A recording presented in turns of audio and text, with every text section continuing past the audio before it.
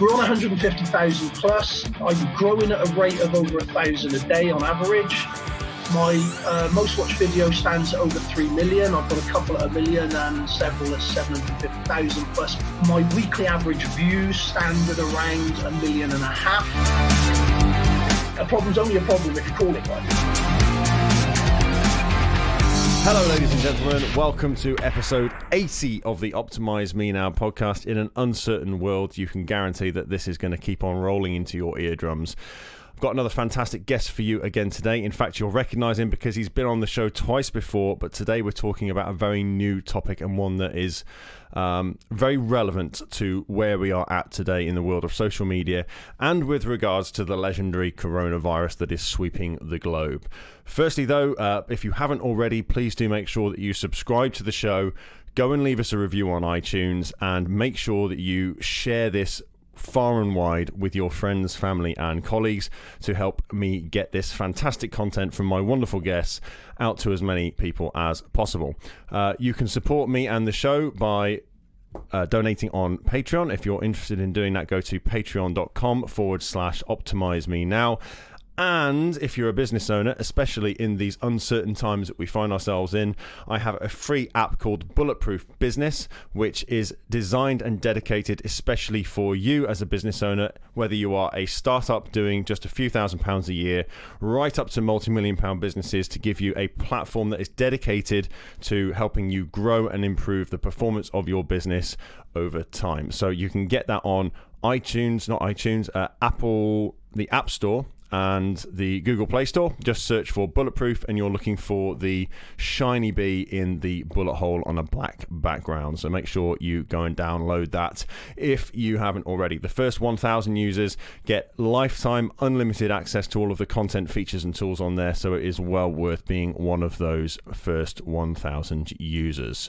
So let's get into the show today. This man is a legend in his own right. Mr. Matt Stait started his martial arts training in the late 80s in amateur boxing, and after years studying disciplines such as karate, kickboxing, Olympic wrestling and MMA, and taking part in many successful competitions, he then moved into the self-protection industry, where he found the Israeli systems of Krav Maga and Kapap. Matt has appeared on television and has been part of a short film that's been shown at cinemas nationwide. He's worked in the security industry for many, many years, covering roles as diverse as being part of the close protection team for the Saudi royal family, venue and personal security for bands and celebrities, and pub and club security, giving him a unique understanding and insight into real-life applications of self-defense. He's also a multiple-time best-selling author. He wrote the book Modern Samurai, a revealing look into the world of the private security industry. He's also written another book, My Journey Up the Mountain, which I believe is called. So you can get both of those now on Amazon. Please do go and check those out. And he's probably one of the most qualified and decorated martial artists I have had the pleasure to talk to, know, and definitely speak to on this show. Today, though, we're talking about a departure for him into the world of TikTok, and we're going to be talking about where that all started and how he's managed to grow a very, very impressive following on TikTok over the recent months, and he's going to share with you all of his secrets as to how he achieved that. Matt, welcome back to the show, sir. Hi, thanks for me having me back again. It's great to have another chat and a conversation, and just to sort of explore some of the crazy things that are happening over the past few days. There's one or two going on at the minute, isn't there? Mate, it's a pleasure to have you back on the show. Always love having you on, and we always have some really interesting chats, and more importantly than anything else, I always have a lot of fun. So thanks very much for giving up your time today. Coronavirus. Can I just say at this point that I'm not drinking at the moment. I've packed that in for a while, but this would be a great drinking game, because every conversation I have now, I'm counting how many times people use the C word. You've squeezed it in twice and we haven't even started. So if I was drinking at the moment, I'd be well on the way to being very pissed by the end of this conversation. And also, very quickly, mate, just to let you know, I've actually jumped on your app, and it is absolutely outstanding. So I heartily recommend people get on that while the opportunity's there for them. Thank you very much, sir. Yeah, it's a crazy world we live in today with this whole corona, and some people might have been thinking the other C word, but no, it is corona we're talking about, and it seems to have taken the world literally by storm. I haven't really talked a lot about it on social media, to be honest with you. I've been following the updates from our current Prime Minister, Boris Johnson, and just kind of waiting in the wings and watching on the sidelines. I always wonder with stuff like this, what else is going on that we're not being told or that's not being talked about publicly, and kind of trying to track what's going on across the rest of the world as well. And we seem to have taken a more slow and measured approach to things here in the UK, for better or for worse. We're yet to find out, I guess. But what's your take on the whole situation? Well, being absolutely honest, there are many sort of different theories being thrown around by various experts of varying degrees. No idea. There are lots of things that we don't get told, and that's just the way that life is, really, isn't it? So it's one of those I don't know. But what I'm doing is just basically the best thing we can do is manage the situation. Now, I'm doing this in basically two very distinct ways. Now, number one, it's all about how you approach a problem, isn't it? A problem's only a problem if you call it one. And so the very truth, the reality of it is that a lot of people are going to be impacted by this negatively. There's going to be a lot of people that are losing business. There's going to be a lot of people that will probably go out of business. There's obviously the very real health implications to a certain demographic of people that are more likely to suffer from this, which is, and none of that I'm trying to make light of, by the way, because I'm not. However, what I am doing is saying, well, look, this is what's presented. So let's see if we can not just survive it, but turn it to our advantage, in the sense of, we can learn new skills. We can pick up some really good skills quickly. We can network with this massively. I mean, it's unbelievable, the networking opportunities, because now we're not stuck geographically. So instead of having like a little local meeting, whatever group you're in, now all of a sudden we're on a global stage. Everyone's so used to Zoom now. In literally in 3 days' time, everyone is so used to now occupying this space that it's the new normal. And so the opportunities from that are just incredible. And the ability for people to move quickly is going to be the thing that sort of gets them through this and out the other end. So mindset is crucial. I mean, it's better to focus on what can be achieved rather than what can't, first and foremost. And secondly, with this, for me personally, I don't particularly like negative people. And so I try not to be around all that kind of woe is me kind of stuff, because that's just an absolute waste of my time. I don't know about you, but I've been very active in the past few days, and I've had lots of contact with lots of people who are very concerned about how they're going to survive this next few days, myself included, by the way. I mean, I run a full-time gym. Trust me, it's looking bleak in that particular area. However, the thing is now is to just knuckle down and actually build again, isn't it? And so, build online stuff, get your groups going, get your communities going, get used to live streaming, start building those live streams into a library of content that you can repurpose in a few weeks' time when we get back to it, So that's kind of how I look at it. And then some other aspect of it, which is one of the things that we're talking about today, the possibilities of that, if we go into full lockdown, is going to be pretty significant. Yeah, it's certainly interesting times, and I've thought a lot about the implications of this. And for the first time, I've kind of gone out into a supermarket today, went out into our local B&Ms, had a haircut in town, and I've just been so busy the last few weeks that I haven't really had a chance to kind of focus on much of what's going on in the outside world in that sense. But you see all the stories on social media. But I went to B&M today. The shelves were literally bare. Went into my hairdresser's and she's wearing a face mask, and there's reusable cups for the coffee. There's reusable aprons for the people getting haircut, and it's another thing is like seeing all of the businesses online, especially in the hospitality, in the events industries, gyms and pubs and clubs, like you say, are being hit really, really hard already, and we're really just at the start of this. One thing that the gurus have said quite a lot for years now is there's always an opportunity in everything. And I think now is a real test of that. And I think I share your view that, yes, this is terrible for lots of people in so many ways, and people are going to lose their businesses. I know several businesses who've already shut their doors. People are going to lose their lives. People are going to lose loved ones, and you can't make light of that. I was speaking to a client even earlier today, and her mum was rushed into intensive care last night, and her dad was called in to basically say goodbyes. Now, she's made it through the night, thank goodness. But there's no question that this is an extremely serious situation for a lot of people, not just here in the UK, but worldwide. That said, I do strongly believe that actually a lot of positive things are going to come out of this.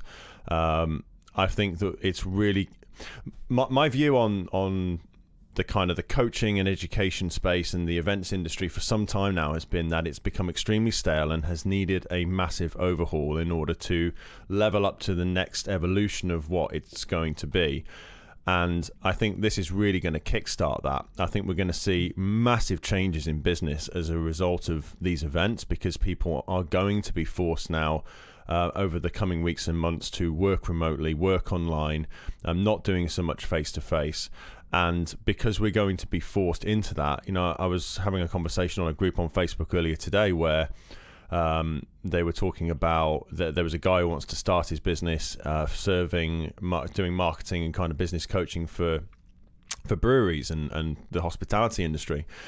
And my view is kind of like, well, everyone's saying, well, pivot, do something else, it's not the right time for this. And I think, well, that industry is going to survive. Hospitality, because we're such a social species, we need that. We need the contact. We need to socialize. We need all of these things.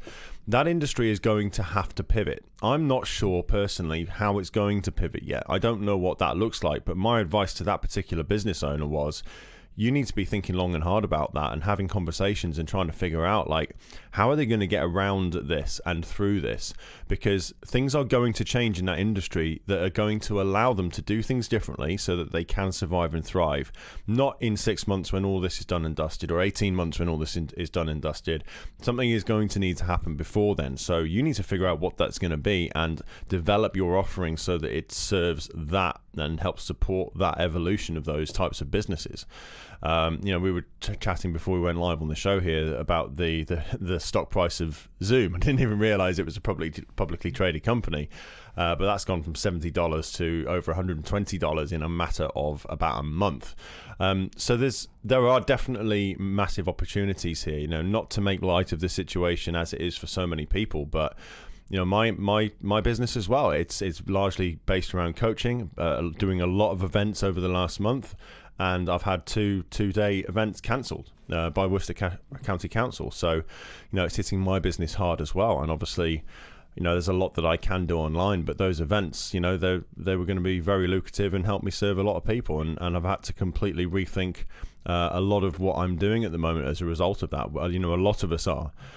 But I think it's important that, like you say, we buckle down, we focus really hard on our marketing as business owners, and think really hard about how things are going to change, where things are going to be in the next month, 2 months and 3 months, and do our best to pivot along with and alongside those industries.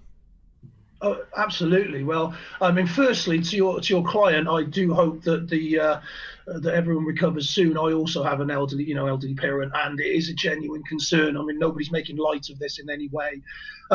It's also interesting because outside of this interview at the moment, I've got one eye on the EE event that's going on, the Expert Empires, because they've taken all of that online, and that's really interesting in how they're making that work. So I think what they're doing is stepping into the future space, and so when you're talking about live events and gatherings, at the moment, online is obviously where it's going to be, and it's very interesting to see how that value comes across, because obviously they're hugely influential in what they do, and it's whether or not they can project that value enough through the screen. I have to say, at the moment, they're doing an awesome job. They are nailing it. Fair play to them. And so that's something, again, where, we have to adapt, and we have to just go with whatever's presented. There's no point in saying, oh, well, this is terrible, because we know it's terrible. What we've got to say now is, okay, well, this is the situation. what can we do to try and improve that for ourselves and others? Because again, it's not just us that are impacted. It's, and that's one of the things, that's one of the real positive things of this. There's been such a great coming together of communities. The martial arts world has been brilliant so far with regards to helping one another and all trying to come together. And on a much smaller level, just on a human level, I was like yourself, I ventured out to the shop yesterday and I went to Waitrose. It was a much better class of panic buying, but nonetheless, it just happened to be where I was. And so I thought I'll nip in and try and get some stuff, because I've got this very large dog the size of a horse that, I'll have to start feeding it the neighbour's kids if I run out of dog food. So basically they had this, you could only buy 3 things, right, of one thing. So I got these 5 tins of dog food because I didn't know until I got to the till. And then they're like, no, you can't have it. You can only have 3. I showed them a picture of my dog and they were like, wow, okay, yeah, but we still can only give you 3.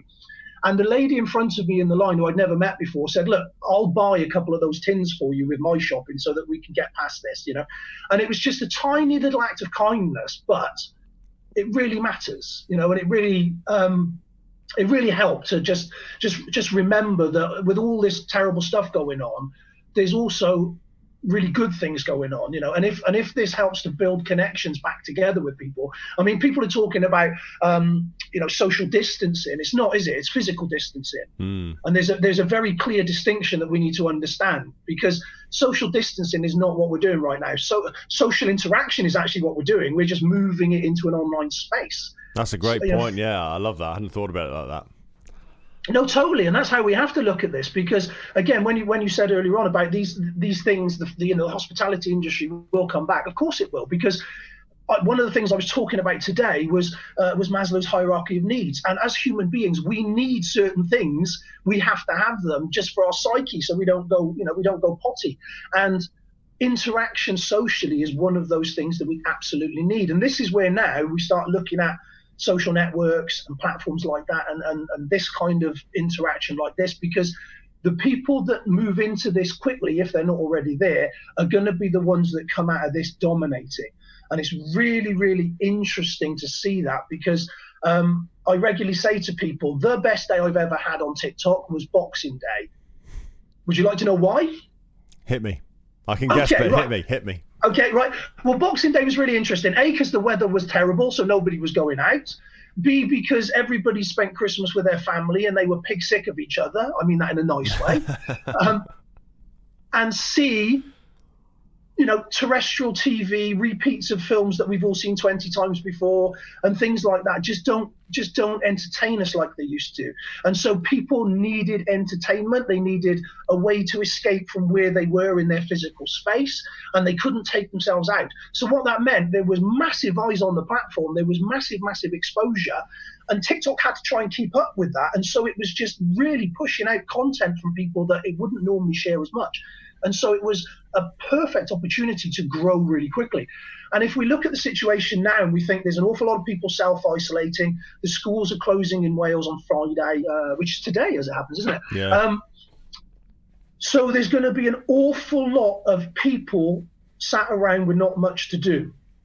And this is a golden opportunity for people that are thinking along those lines. So this isn't to profiteer from other people's misery. That's not what this is at all, because if we're giving value to what we're doing, if we're actually adding in, content that's worthwhile, then we're creating a service. We're giving people something positive. It's not just all about what can I get from it. We're actually serving. Yeah, and you're absolutely right. There's just going to be there's another. I was having I'm a business partner in another business, which I can't say much about, but we were having this conversation just 2 days ago where we were talking about, look, now is actually the perfect time for us to be launching this product, because so many people in our target market are now going to be sat. They're not going to be unavailable at work. They're now going to be sat at home on social media, which is our chosen platform to promote and to get people signed up to this through. And it's like, in so many ways, from a purely business point of view for us, this is just such a perfect storm and a great opportunity. As I said before, not to make light of the situation at all, but you've got to find the positives, and you've got to do what you can to move forward and adapt to the situation. And people are going to be moving things more and more online. And I think it's interesting what you said there about you mentioned the EE event, and I think it is very much a mindset thing, in that So from my personal experience, I'm an investor in Expert Apps, as you may or may not know. They're the creators of the Bulletproof app that I mentioned before. Yeah. Which, by the way, sorry to interrupt, just 1 second. Darren put out a fantastic offer last night, and he just said you can have my stuff for free for people that are really struggling, dance schools, all that kind of stuff. I mean, he's again, that's what I mean by community. Sorry, mate, I just thought I'd stick that in there. I'm glad you mentioned that, because Darren and Danny, this whole team at Expert Apps, they're fucking fabulous people. So yeah, if you're an expert or coach or trainer, mentor in any way, shape or form, go and search Expert Apps online, and you can get yourself this app with multiple pro features now completely for free, because they've done so much to help people in the industry. The point I was making, though, is that they've been having these investor meetings / Appstermind things, and they were doing them in person, and then they moved them online. So they were doing it completely through Zoom on an online platform. And I found personally that I was perfectly fine with blocking a day out of my diary to get in my car, go up to Liverpool for these investor meetings. But when they moved it online, I didn't attend a single one. I didn't even watch any of the replays. And I was like, well, yeah, it's just not the same. I don't feel like I'm getting the same amount of value. Like I'm busy. I've got other things to do. And I just can't. It was really difficult for me from a mindset point of view, I think, to dedicate the time to sit in front of a computer and watch a screen for 3 or 4 hours. Whereas I would quite happily go and sit in a room with other real people for a whole day. And so it's going to be really interesting seeing how this whole situation evolves, especially with live events and seeing them moving more and more online. And it's great to hear that Nick's event is going really well, and they've managed to portray the energy of those events through the online platform.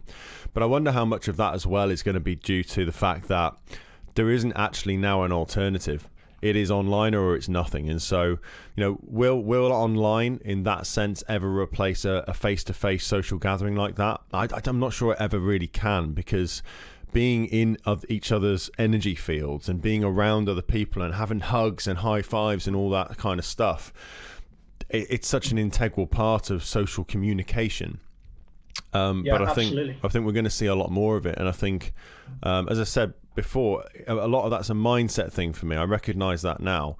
And I think we're going to be forced into a new way of thinking. It's going to become more normal. And so the mindset thing will be less of an issue. I mean, the opportunities to produce and do top-notch events like that online, and if you can portray it and get it across in the right way, I mean, Christ, the costs they must be saving in terms of venue fees and catering and AV and all that kind of stuff. Not only can they deliver the events at a much more competitive price and still make probably even more money, it's a lot less labor intensive. People don't have to travel. There's lots of pros to that as well. Oh, absolutely, yes. I mean, one of the things that we've got to look at is focusing on the positives. So, as an example of that, I'm doing a talk on Monday for the 4N network on how to present a foresight online. So basically, I mean, obviously, as you know, I do a lot of online stuff anyway, and it's all about sort of personality and presence. And so you'll have these guys that are very sort of monotone and they're very boring and, oh my God, will you just pack it in? I'm tired, that sort of thing. But then there are others that are really animated and very, very excited, and you can't help but feel that energy no matter where it's coming from. I mean, have a look at anything that Gordon Bertram does. I mean, the guy's like, all of the time. Energy on steroids, that guy. Exactly. But it's very difficult not to feel energized, and when you're around those kind of people. So it really is how you present. I mean, if you're going to go into something with an attitude of, oh, this isn't going to be as good, it's not going to be as good. It's that simple, isn't it? But on the plus side of it, if you look at what we're doing right now, I'm sat in my place, you're sat at your place, we're having this conversation. Once we've had this conversation, I can very quickly switch on to the next thing that we're doing, and I can continue. I'm not having dead time sat in the car commuting. I'm not having dead time. I mean, the winners of this are Zoom, the losers in this are going to be Audible all day long, because those couple of hours that I'd spend in the car, consuming content through Audible, I'm now actually interacting more with people in the moment, and so that's very much a positive, and we've got to accept that that's how we have to look at that, isn't it? So that presentation Monday is going to be very much along those lines of, well, look, this is what we've got, let's make the most of it. How can I engage with you through that screen? How can I literally put my hand through that laptop screen, grab hold of you, and give you a damn good shake.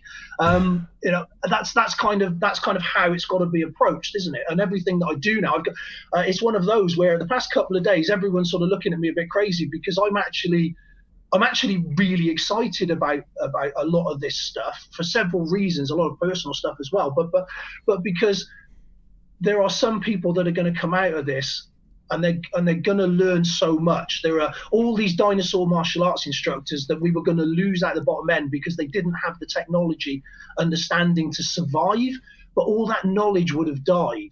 And I'm really excited because now they've been forced to learn. They've been given such an amount of pain that they need to solve that pain. And a few days from now, they're going to be up to speed, at least enough to survive. And so we're going to keep a huge amount of knowledge that we would have lost a few days ago. That's exciting to me. It certainly is, but it's a huge tree shake at the same time. I think it's inevitable. We're going to lose a lot of businesses, and there are certain industries, certain business models I know that just aren't going to be able to see it through this. And but again, I think those businesses, they're going to be ones that were either in a weak position or on the way out anyway, and perhaps we're in need of completely changing the model and just haven't kept. And it harks back to the record companies back in the late 90s and early 2000s when MP3 all came in, and the record companies were like, no, it'll never catch on. We'll just arrest everybody who downloads MP3s. And we saw some massive record companies completely just disappear as a result of not staying up with the times. And Kodak was one as well, invented the first digital camera and shelved it because they thought it would never catch on, and then they just completely got wiped out by, I think it was Nokia. Was it Nokia? I'm not sure, but the famous one on that is Blockbusters, isn't it? Turning down Netflix. It's like, well, if there's ever a story that you should sort of pay attention to right now, that's probably it. And the truth is, again, there are many gurus out there and experts out there, especially financial guys, and you can read any sort of self-help book, and it will say to you, you shouldn't be relying on one stream of income. You should have several. You should be making sure that if one sort of doesn't work today, you've got other things that are going to shore that up. And now, I'm not an expert in any way, shape, or form on that. I have my expertise in my areas. That's not one of them. But how many times do people have to be told you need more than one income stream for just this eventuality? And if you don't have it, then you are really going to struggle. You're really going to have a hard time getting through this. And again, it's one of those where, for those people that really are having a really tough time, and because what they do can't translate across at this point, then I really feel for those guys. And again, I suppose it's a conversation with, well, what do they need to do at this point? Do they need to just cut and run? Do they need to adapt and make a way for it to work moving forwards? Do they need to just drop it and move on to something else completely?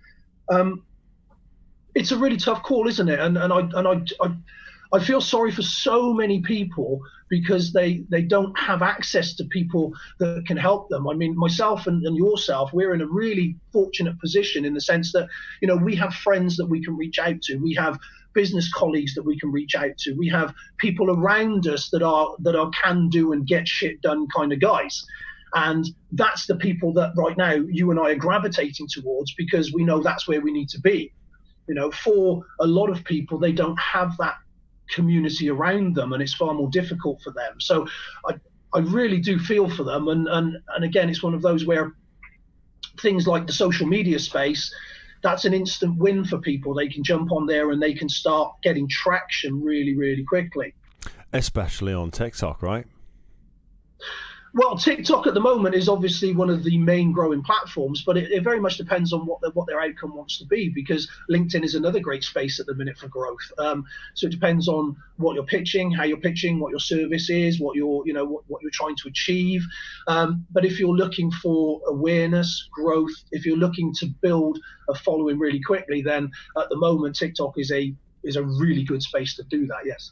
Now, let's move on to this more formally. So TikTok is something that people like Gary Vee have been talking about for some time now, and kind of shouting out from the rooftops, look, if you're not on TikTok, you need to be, because it's going to be the next big thing. And he's really ramped up over the last year or so his activity on there as well. But none of us are Gary Vee. None of us have got the resources, the team, and the content and everything else that he's got behind him. So I think for a lot of us, I remember signing up for TikTok probably about a year ago on the back of Gary Vee going on about it, and put a couple of stupid things on there and then just like, nah, I've got a fucking clue what I'm doing here.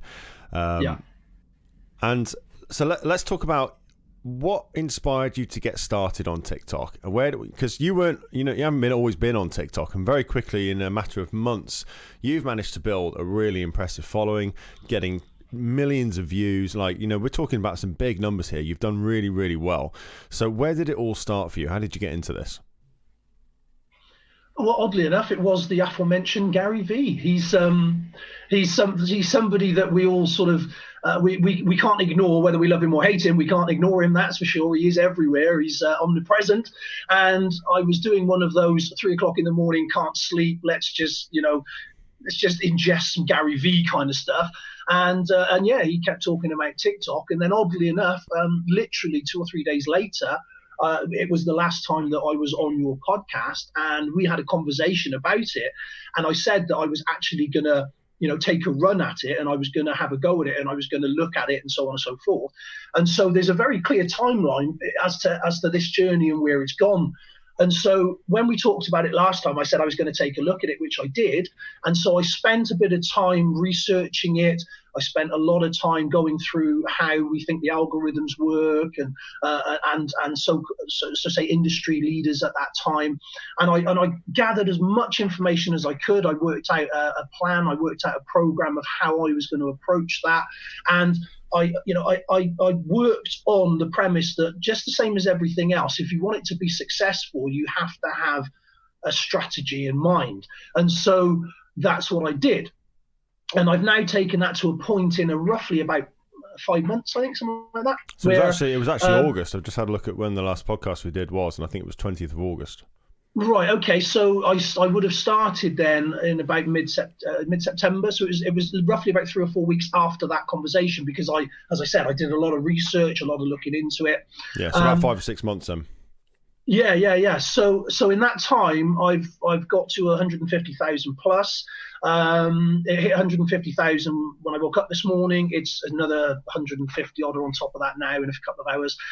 So we're on 150,000 plus. I'm growing at a rate of over 1,000 a day on average. My most watched video stands at over 3 million. I've got a couple at 1 million and several at 750,000 plus kind of thing. My weekly average views stand at around 1.5 million. And I expect to, just keep growing at the moment, because obviously we never know what tomorrow brings, but all of those things are pretty standard. I can get into the back end, I can check my analytics, I can see where the growth is, I can see what's doing well.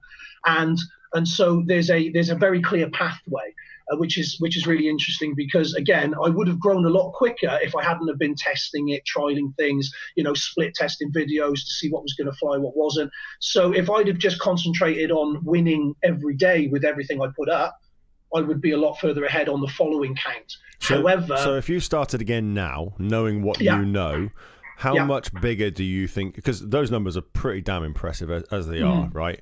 Yeah. If you started again now and then look forward into 6 months in the future, where would you be? That's a good question, and it's one that really can't be answered, because you have to understand that the algorithms of TikTok are a bit of a strange beast, and it's all about sort of virality and what connects in the moment, because they work on a lot of trends and things, and they're in and out so quickly. You've got to be on the ball there a little bit. So, but what I can say is I'm actively helping businesses now and individuals from all different walks of life. I'm actually helping them to achieve what I'm achieving, and we're already seeing significant success and inroads into that, because the way that TikTok works is they very quickly pigeonhole you. So in a few short weeks, they will decide whether your content's worth sharing or not. And if you're at that point and you haven't done very well and you haven't got a lot of eyes on, and TikTok says, well, that's it, we've decided that they're not a very good provider of content, then it doesn't matter what you put out there, it will never get shared. So basically, one of the very first things we need to do is make sure that we set it up so that when we hit the ground, we hit the ground running, because it's a bit of a pun, but with TikTok, the clock is ticking. The moment that you start a profile, you have a certain window of opportunity to prove to them that you're worth promoting, otherwise they won't. Right. Okay. So for my profile, then I've probably created almost a year ago now. I've posted zero content. Does that mean I'm fucked? Well, that basically means that the best thing you can do is scrap it, start a new one. Right. Simple as. It's not worth trying to dig that one out of the hole that it will sort of be in. Your best bet is the same. I say this to most people as well, because what you find is people are invested. It's really interesting because I'll talk to people and they'll go, yeah, I've got a TikTok account. I've got like 412 followers and I don't want to lose them. And it's like, you can't look at it like that, because that number may seem like a lot, but it's not even close to what's possible. If you hit a viral video, if you hit a video that really gets eyes on, now with that one where I got over 3 million on, in about 36 hours it gained 1.5 million views. Wow. And my following count shot up by about 12 to 14,000 overnight, within that sort of 24-hour time frame. So realistically, that 400 seems incredibly insignificant, but if that's all you've got, it seems like a lot. But you've got to get the mindset that, well, actually what we're doing is we're setting ourselves up for success. We want a good number of followers. We want the right followers as well, because once you get to 1,000, you can go live into the community. I do quite a bit of that at the moment, because obviously, given the situation that we're in, it's the way forward. So you can go live. There are people making substantial amounts of money through that, because there are ways you can monetize it.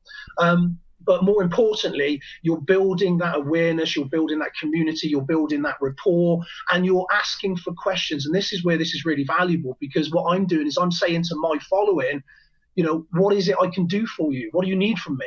And so instead of me just thinking, oh, well, perhaps they'd like this, they're actually communicating and telling me very, very clearly how it is I can help them, or what it is I can do for them, which is great, because if one person's got that problem, that's something. If 10 people are telling me the same problem, you can pretty much guarantee that that's a universal problem that 10,000, 1 million people have. And so if I can solve it for the one, I can solve it for 1 million. And that's where that is really, really powerful within this TikTok community, and the way that it works at the minute is that's where the growth is. And people can grow so quickly as long as they understand how to work it. It's not Facebook. It's not LinkedIn, and it sure as shit isn't Instagram. Nobody has to be super pretty with filters. In the raw is what they want. So what TikTok wants at the moment is they want authenticity and content. And if you can be authentic, if you can be real, if you can be interesting, if you can bring something to the table, you're almost certainly going to do well. Yeah, nobody's interested in a fake life and photos of a beach with a margarita. Nobody's interested in your, in your super expensive fast car. Nobody gives a shit. And the truth is, on TikTok, is there's a real genuine kickback on that. So you're getting celebrities that are coming on, and they're basically being told to piss off again, because that's not their space, if you see what I mean. So that's not to say that there aren't celebrities on there that are doing big numbers, because there are. But an awful lot of people are being told categorically that, look, we're not interested in the polished celebrity people. We want you as you are. So if you can come on and be as you are, great. But what's really interesting is I'm seeing a number of really successful people in other areas floundering massively. I'm seeing people on there that I highly respect, that are very good business leaders, and they're making videos that are, the term I think is cringeworthy. That's the word that people are using. Give us some names. Give us some names. I'm not going to mention names, because number one, I don't want to upset anybody, and number two, these people I can actually help. So what I want them to do is I want them to have a look at what they're doing, and have a little think about as to whether or not that would come under the cringeworthy title. And if they think they do, then, hit me up and we'll try and resolve that for you. What are they doing? What are they doing wrong? The main thing they're doing wrong is not being themselves, in a nutshell. So you've got people that are trying to act like a 12-year-old, but they're actually a 45-year-old businessman. You've got people trying to act like it's Instagram and trying to give the most polished version of themselves. You've got people that are trying to be trendy. Now, I hate to say this, right, but I'm the wrong end of 40. I am not down with the kids, and there is no way in hell I'm going to be twerking live on camera anytime soon. Right? I've paid to see that. Well, maybe. Well, okay. Maybe. All right. Let me rephrase that. Maybe I would if there was enough money involved. Okay. How much are we talking about? How much are you talking? I'm not sure. I'm not going to put a figure on it. I did that once and it cost me. I ended up going to my mum's wedding with no eyebrows because I agreed to a number for a charity collection, and I said, if you hit that number, you can shave my eyebrows for this charity thing. And I was working as a doorman at the time, and they exceeded that number in about 5 minutes flat. The entire bar put their hands in their pockets. So I'm very cautious what I agree to these days. Okay. So what was I saying? Oh yes. So people that are trying to be something else, it doesn't work. As I say, authenticity is one of the main keys on this. And when you're looking at business, when you're looking at individuals, when you're looking at what is it you're trying to promote, sell, brand, whatever it is, it's really important that you do that in the right way. Because again, if you're trying to promote whatever it is that you do, so let's just say you're a life coach, just for the sake of picking something, because at the moment, I can't walk out my door without tripping over 20 of them. They're everywhere. They're popping up. And again, don't get me wrong. I'm very appreciative of the people that are really trying to help in the community. But realistically, at the moment, what we don't need is another life coach offering their shit for free on LinkedIn, because there's 1,000,001 of those at the minute. And so for people that are doing that, if they come on to the platform and they just talk to people and they just like throw out verbal memes, if you will, that's not going to connect in any way, shape or form. Whereas if they come on and they're authentic and they say, hey, look, this is me, this is what I do, this is why I do it, this is my story, this is why I understand some of these things, and this is how I can be of use, so on and so forth, then that is going to impact far more greatly than me just standing there saying, well, I'm an expert in this, so you need to listen. So I guess this is one of the things that really flummoxed me with TikTok, because you go on there and you look at the news feed type of thing, and there's all of these teenagers twerking and doing all these dance moves, and a lot of it's like to music and music based, and like our 11-year-old, she's all over it. So I was kind of looking at it thinking, well, what? How, I'm a business guy. Like, I'm not going to twerk. Do I twerk about business? Like, how does that even work? But I was having a look at some of your stuff, but there's no musical background to it. You just kind of, a lot of it's showing techniques, and how does, is it literally just about going on and telling your story? And like, because the videos are quite short, they tend to be as well, aren't they? Are they limited in length? Yes. Well, yes. So let me run through that quite quickly and break that down, because there was an awful lot in those last couple of sentences that is very relative to the conversation, right? Now, with the twerking thing, again, they have a thing called duet, so we could do one together. Maybe that's a possibility in the future. Right. So if we start at the beginning with this, and I go, right, okay. So the For You page, which is what you were looking at, right? This is how most people do this. They open up TikTok. They start the app and then they spend 5 minutes like this, because it is just craziness, loads of it. And none of it's really relative to what you want to see at this point, because TikTok doesn't know what you want to see at this point. You haven't told it. And so what it's doing is it's just throwing all kinds of crap at you to see and figure you out. So what it will do is it will start very quickly analyzing the choices that you make. So if you're scrolling past, don't want to watch that, it'll go, okay, all right, they don't particularly like that. If you watch something 2 or 3 times, they're like, okay, well, you seem to be interested in that. If you like it, even more so. If you follow certain types of people and things, they will very quickly start collating your page towards that, and they will start giving you the information that you'd like to see. And so as an example, I follow a lot of nature stuff, a lot of adventure stuff, a lot of science, a lot of art, a lot of martial arts, a lot of business, a lot of life skills.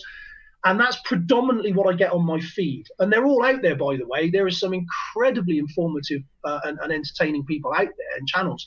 And that's kind of what my feed now looks like. So if you've been on there for a while and all you're seeing is rather attractive young ladies shaking their bits, then stop watching that shit, because that's why you're seeing it. TikTok is giving you what you want to see, right? Or what it thinks you want to see. So instantly you can start making a difference the moment that you're on there by choosing the content that you watch, right? So my suggestion on that is follow 50 people. Find 50 people that you're interested in, follow them. And that way then the algorithms will start picking up what you want to see. Find another 50 people within what you want to do and look at their ideas, look at their content, look at what they're putting out, look at what's successful and what's not. Start building a model of how you're going to pitch to the world, right? So, that's, if you like, a bit of homework for people. And then you can start working then on, once you get past that For You page, which, by the way, is where you want to be. That's what you want to get on, because that's what gives you eyes on. So once you've done that, then you want to start looking at actual sort of content and what you're going to provide and things like that, and how you're going to pitch it. So, this is something that I talk about when I do my workshops and I do my one-to-ones. I talk about these things, and what you really need to do is you've got to be looking at content on different levels. So if we break it down to the easiest way to look at this, then what we do is we format it in 4 separate sections. So we've got a rapport category. So that's telling people our story. That's connection. That's giving us a human face. That's giving you a reason to like me. Then we're looking at simple skill builds. So for an example, if we're talking business, it could be something as simple as, hey, this is how you should, manage your money, the basic in-out column, or this is how to set up a bank account, or this is how to, budget for future, percentage-wise of what you should be putting into what.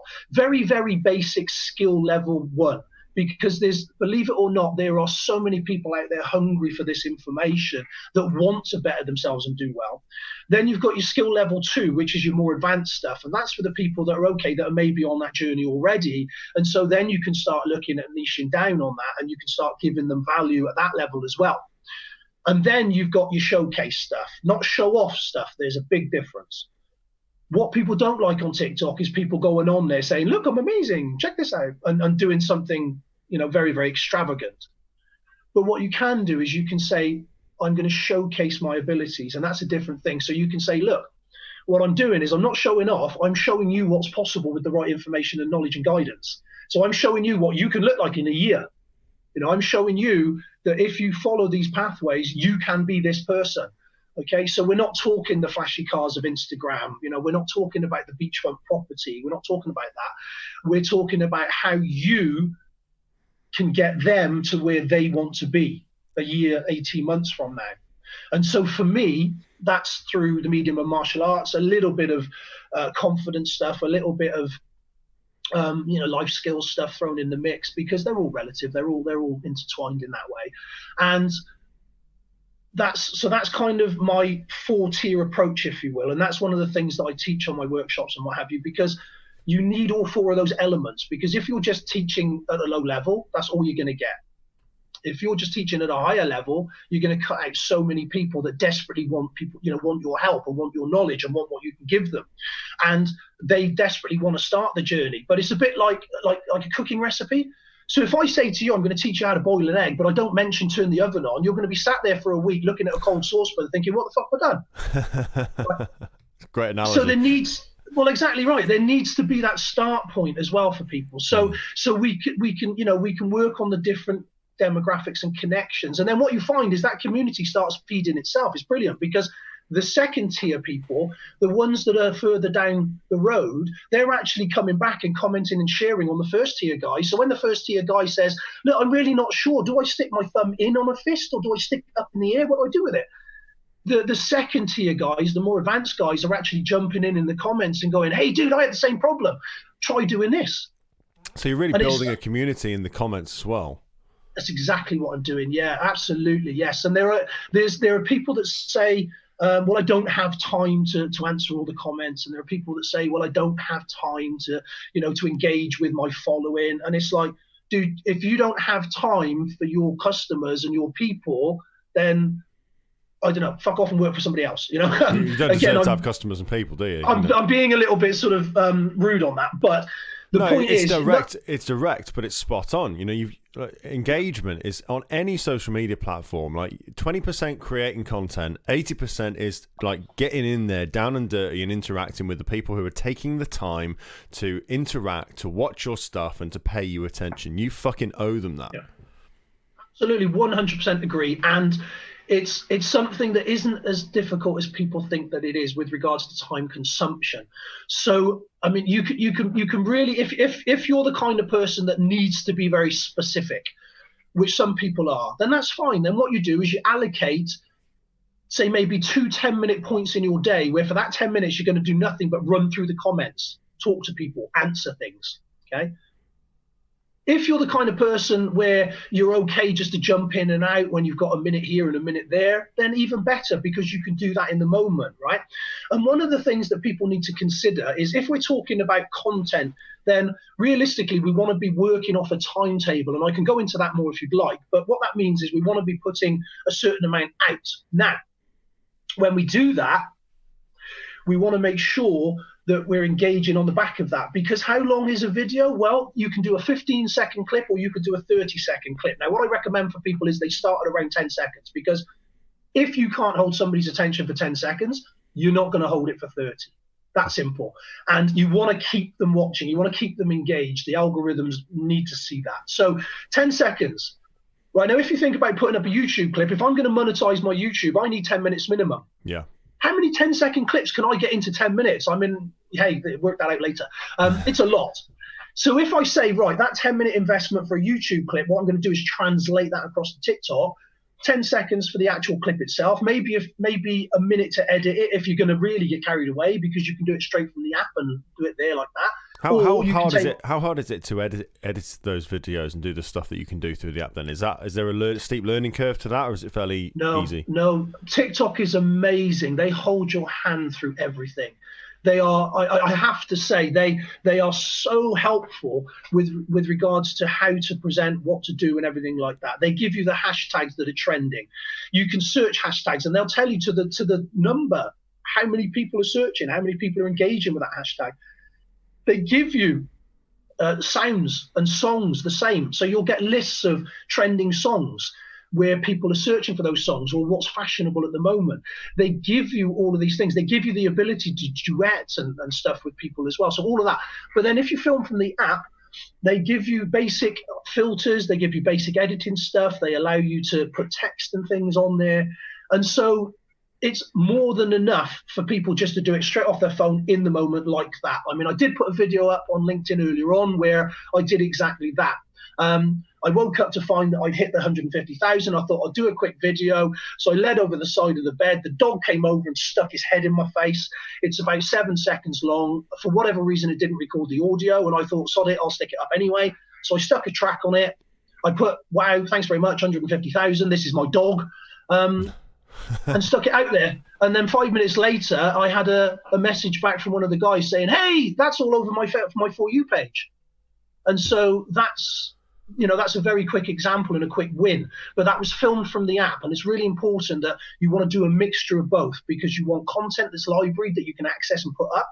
But you also want to be able to shoot from the app, for the plain reason that it works better with regards to sharing, because TikTok doesn't have to go through a lot of the copywriting issues, right? Because it's shot from the app, they're like, oh, okay, we know this is safe or safer. Okay. And so they will share that much quicker, because the algorithms, the main sort of thoughts on this at the moment, because like Google, they haven't announced exactly how they do it, because they don't want people trying to work the system.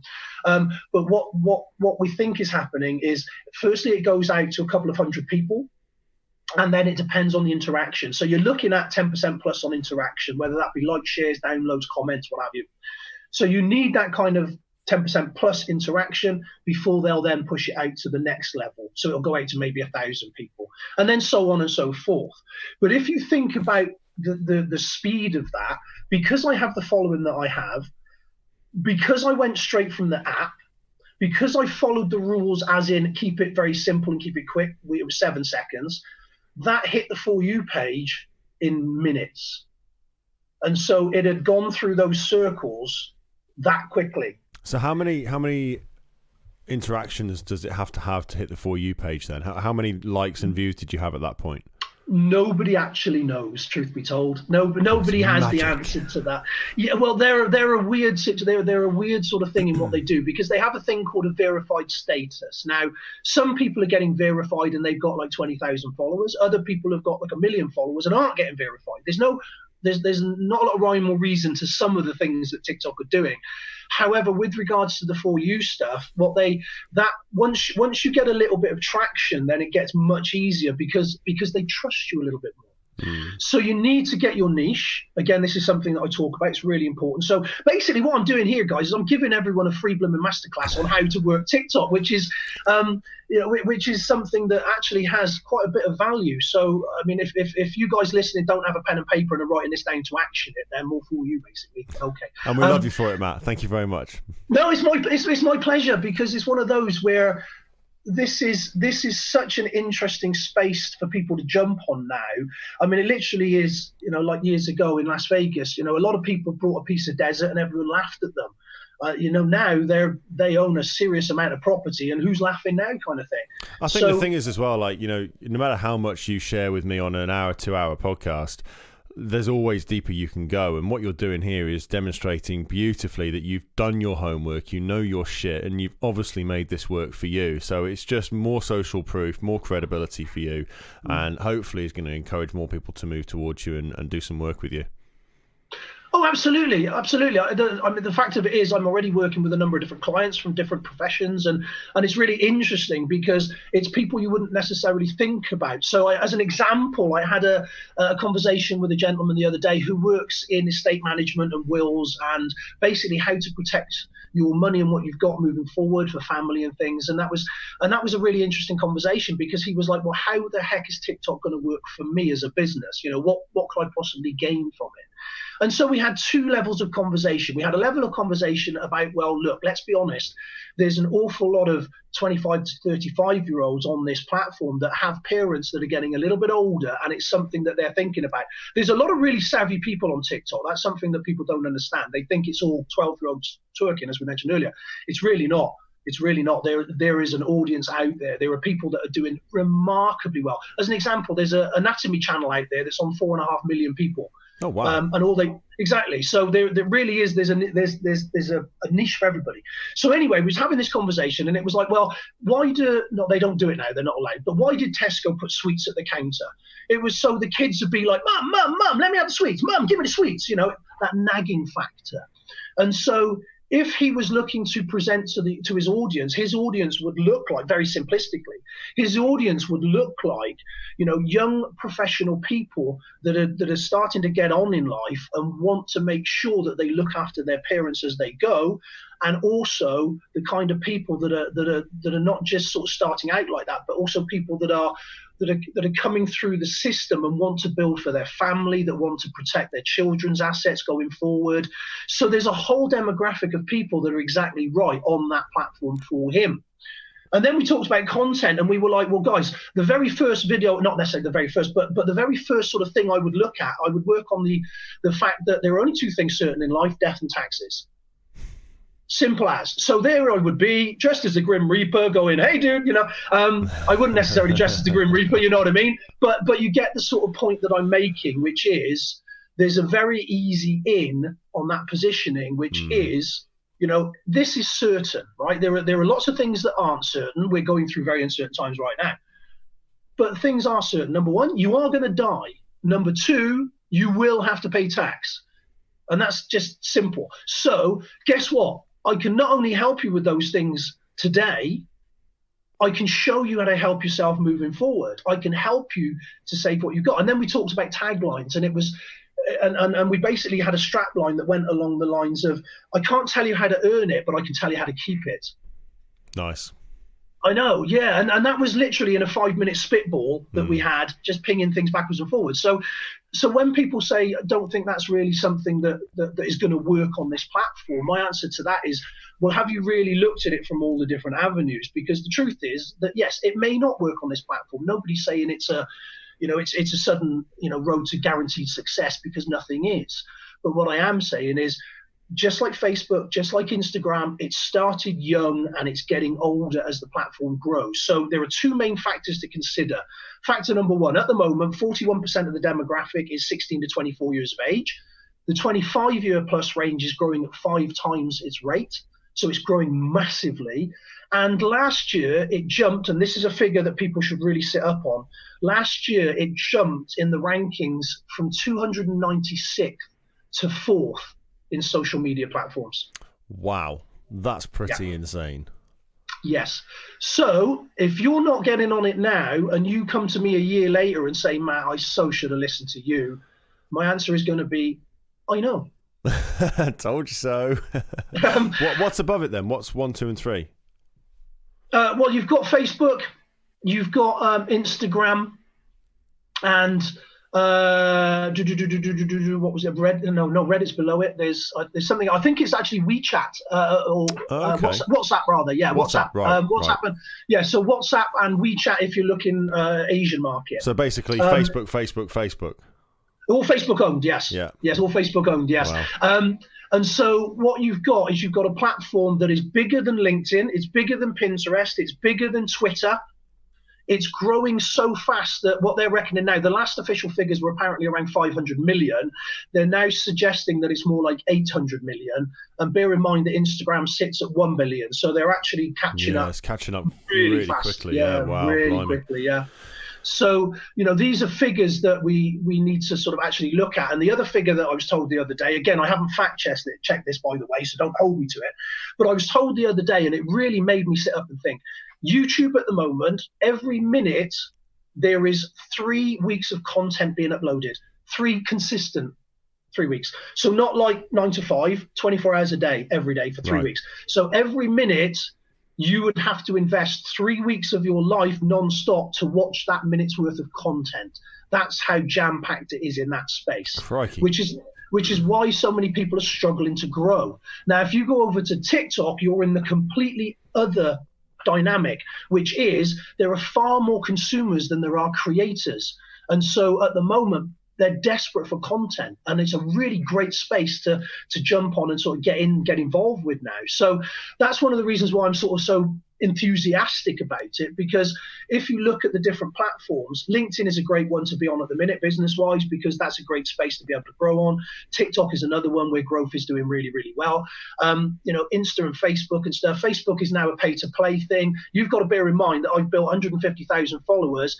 I get regular views in the tens of thousands. I've got a community. I've had literally over 10 million plus views of my videos in those couple of months, right?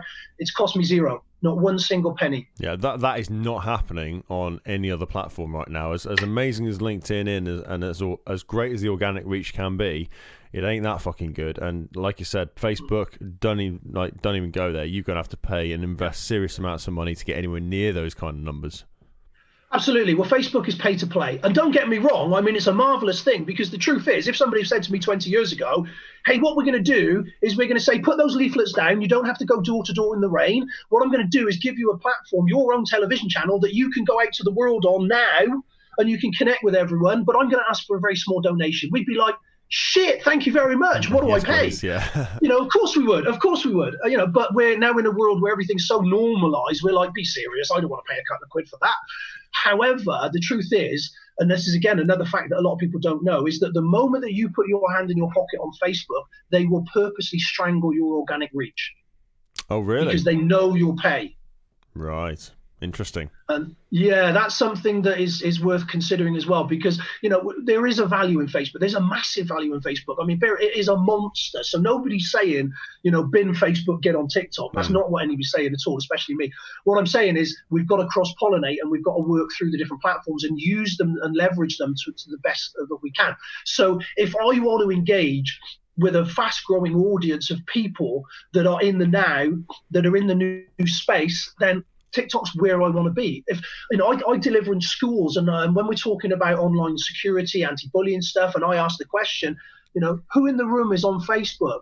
Literally, no one will put their hand up with the kids, because that's for old people. That's where mum and dad go. We don't want to be there, and that's the response that I get. So it's really, really interesting, because if we want to connect with that audience, we've got to be where they are. There's no point in me sitting in a shoe shop trying to pitch to people who actually want a bag of chips.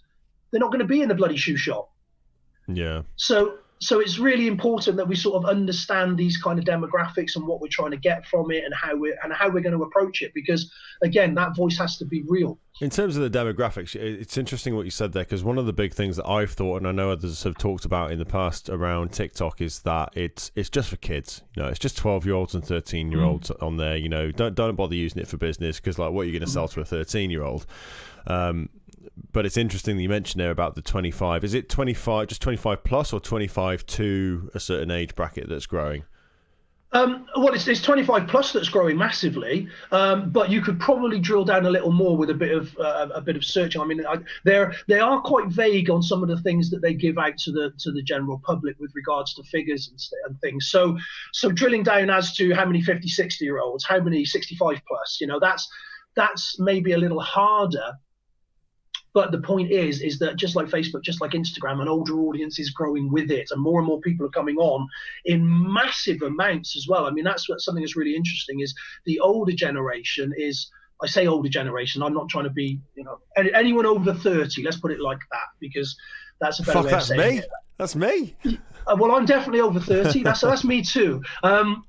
So basically, the people that are over 30 now, you've got it's that bell curve, isn't it? It's that early adoption thing. You've got your very early adopters that are like, right, this is so fantastic and an opportunity I can't miss. I'm just gonna go for it. Then you've got your actual sort of early adopters that are coming in, and they're like, hey, we've seen some people doing okay on this, we want to get involved.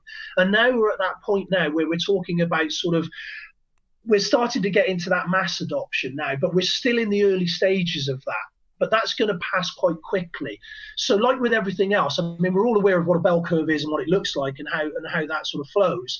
And once we get into that sort of late adoption period, which we will end up getting in quite soon, I believe, once we get into that, there will still be room for growth. There will still be room for opportunity, but it won't be anything like it is now today in this moment. How far in the future do you see that point being? Well, I don't have a crystal ball, so I can't. And obviously, with the world the way that it is at the moment, who is to know what's going to happen? But if we look at the Douyin version, which is the Chinese platform, and so they're similar, but they're slightly different. I can explain a bit more about that in a minute. And some of the future opportunities on that are just staggeringly great. So again, we definitely want to talk about that.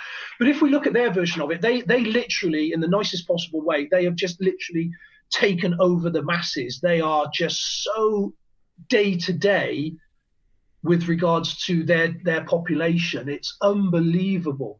And some of the things that we're going to be getting in the future will make that more understandable as to why that is. Okay. So sorry, I was just having a moment there. So one of the things that is on the Chinese platform at the moment, and this is today, and if this doesn't excite you, I really don't know what will. Okay, so in China at the moment, on their version of TikTok, somebody can put a video up and you can buy directly through that video without leaving the app. So in 3 clicks, you can buy whatever it is they're selling. So if I was here now talking to you and I said, do you know these headphones that I'm using? They're super awesome. And, if you'd like a pair, you can get them. And people can click through, buy them, still watching me. Done. Transaction complete. Money's gone in, money's gone out. Product is on its way. Now, you can do that with geolocation as well. So you can sell restaurant tickets, you can sell event tickets, you can sell, classes, whatever you wanted to do. So the scope on that is off the scale. Now, that's already available in the Chinese version, and they reckon we're about 16 months behind, give or take. And so, again, the talk is that people like Amazon, eBay, things like that, they're in big talks with regards to how this is going to pan out, because the reality of it is, companies like Amazon, companies like eBay, big companies like this, they are not going to miss that kind of opportunity. If there's an opportunity to make billions of pounds, they're not going to say no to that. So is that kind of like an affiliate type arrangement then with the content producer? Well, that could be an affiliate arrangement. It could be selling your products direct. I mean, as it stands at the moment, I have direct links on my TikTok that people can click on and go through to my products. I have on that the videos. Live.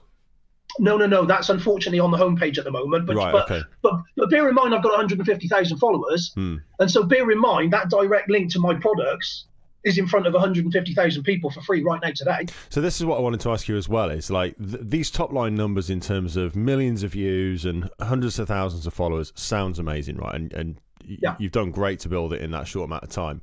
How is that actually translating into the business, the sales, and converting that way? What's the ROI? What's the ROI? Absolutely. Because the views and that, and the likes and the comments, that's all great. But if, especially if you're using this for business, what people are really going to want to know is, yeah, fantastic. But if I'm going to invest time in this, what am I going to get back as well? Well, it depends really on how you look at it. So if you're one of these people that only sees a monetary value, i.e. I need pounds, I need a pound sign, and I need a specific number on the end of that pound sign, otherwise I can't have the conversation, then we can have the conversation, but it's going to be limited. There is going to be a limitation to that, and I'll explain that in a moment. So the real ROI at the moment is awareness, is branding, is building a community, is building a relationship, is building a following, it's building trust. And I use the Happy Meal analogy. So this is what I say to people. I say, right, okay, now here's the deal. McDonald's, the wonderful company that is McDonald's, they are global, yeah? They just own everything. Now, how did they do that? Well, one of the things they did with their marketing is they made it emotional, and they invested children into the equation. And so what happened is a generation of people watched the adverts for a Happy Meal and took their small children to get a Happy Meal. Those small children became emotionally attached to a Happy Meal in McDonald's and felt happy vibes when they went there. And so as they grew older and had their own children, they took their children to McDonald's. And now we're in third generation of McDonald's families that take their kids to a Happy Meal because we've been trained to do so. That is the ROI. I don't care what anybody says about actual pound signs. That's the ROI. And if people can't see that, and they can't see the absolute massive capabilities of what that can bring, then again, that's something, well, let's be honest, I'm going to struggle to work with you if that's your mind frame. Okay? So to help make sure I understand, this is purely more than about building a credible brand, connecting with your potential customer base, your following, and being able to communicate with them en masse with your message, rather than it is about, I do this and I get X amount of pounds for that. Right. Yeah. You can't really direct sell on TikTok. They don't like it in the same way they don't like a lot of things. Right. So it's very difficult to go on there and say, buy my shit. It's worth this much. Right. Why should I buy your shit? Why should I listen to you? Who are you to tell me this? I want to know your story. I want to know why you got that shit in the first place. I want to understand what it is that brought you to the point of having that shit available for me. And once we've gone through all of that, then maybe we can have a conversation about actually buying your shit. But I mean, it's the same as anything else. You know, if I knocked on somebody's door as a complete stranger, they opened the door and I said, "Hi, my name's Matt. Let's jump into bed and have sex." I'm going to get an awful lot of no's before I get a yes, aren't I? You might get a few more things than that as well. yeah, but I'm going to get an awful lot of no's before I get a yes. Yeah, okay. Yeah. And the same applies with this. And so what I'm doing is I'm actually starting a dialogue. I'm opening a conversation. I'm making friends with people. Okay. And I'm building that rapport and that know, like, trust that we need. And that's really where this is very, very valuable. But if we want to talk about pounds, shillings, and pence, if we want to go, and monetize it that way. Now, you look at people like Coca-Cola, they've run very successful campaigns using hashtags and things. Just Eats and Subway are running multi-million pound campaigns on there even as we speak. On TikTok, right. Yes. The one of the best ones to follow at the moment that I'm finding great fun is the Washington Post, believe it or not, a very grown-up, serious organization. They've got a following around the 400,000 mark, something like that, and they're brilliant. I absolutely love them. They're so entertaining. So there's a lot of grown-up business on there, and there's a lot of grown-up business being done. That sort of stuff is still in the beta testing stages, so that's not available to everyone yet. But again, that's just around the corner. We are going to be able to leverage that massively very soon. So there's things called TikTok Lives. Now within the lives, you can make money, right? Now, TikTok has its own currency. There is an unfortunate distribution percentage that isn't that attractive. However, it's still there and it's still a possibility. Sorry, just explain a little bit more for the people listening what you mean by the distribution percentage. Okay, well, basically, once you hit 1,000 people, you can go live on TikTok, right? So you can present to your audience. Now, within that, they have the capability to give you gifts. So there's gifts called like a Love Bang and stuff like that. They've all got silly names. Wow, that sounds yeah, amazing. they've all got silly names, but they all equate to TikTok currency. Now that currency can be traded in for real money, and so you can cash that out. But TikTok obviously wants its share, which is substantial. So I think it's around 40%, give or take. It's a lot. Blimey. It is a lot. So is this similar to the Facebook Stars system that they've launched? I presume so. I haven't really looked into that one in depth, but I presume so, because Facebook is desperately trying at the moment, from what I can gather, to stem the tide of TikTok because of what TikTok is doing. So because it's not Facebook owned, behind the scenes, there's a lot of how can we maneuver ourselves. It's nipping at the heels of all the Facebook companies now, isn't it? If it's number 4 and we've got all 3 Facebook companies above that, it's a real player now. Yeah, it's a real player. It's a proper grown-up player. So you can go live. You can look at it that way. So there's an element of monetization there. However, that works really well for some, not for others. So as an example, there are certain musicians out there that are killing it, because what they're doing is they're treating the live as a concert, and they're saying, hey, dudes, here's the deal. I'll sit in my bedroom. I'll play my songs. You come onto my live, gift me X amount. And that's your, if you like, that's your ticket price. Is that completely voluntary then, the gifts that people give? Or is it like, in order to watch this live, you've got to gift X amount? No. It's a voluntary situation. Right. But TikTok, but again, you've got to understand the way TikTok works is, at the moment, it is a community feeling. And so if I said to you now, hey, I'm going to give all of this out for free, but in return, what I'd like you to do is just make a donation, if you would, please. Okay. Most people within that space will do so. And there are musicians making pretty decent money off the back of that. And so then you've also got there's an art person that I'm following, Casey Paintings. Now, she's a lovely young lady and she's doing really, really well. Her artwork is brilliant and off the scale. And she does live paintings and sells them. And she sold one the other day that was a substantial amount of money. She's doing very well by selling her artwork online. Was that through the live feature then? Yeah, she engaged the community, which was brilliant. I thought tactically it was outstanding. So she sells her stuff online anyway. Again, like me, she's got direct links through to her products and stuff. And I'm working with funny enough, I've got a meeting on Monday with an art dealer I'm working with quite closely to do the same for him. And that's really interesting. But what she did is she painted it live. And so she would actually live stream her doing this really fantastic painting. And she was engaging people. She was telling people how it was doing. She was name checking people. She was bringing people into it and giving them some ownership to it.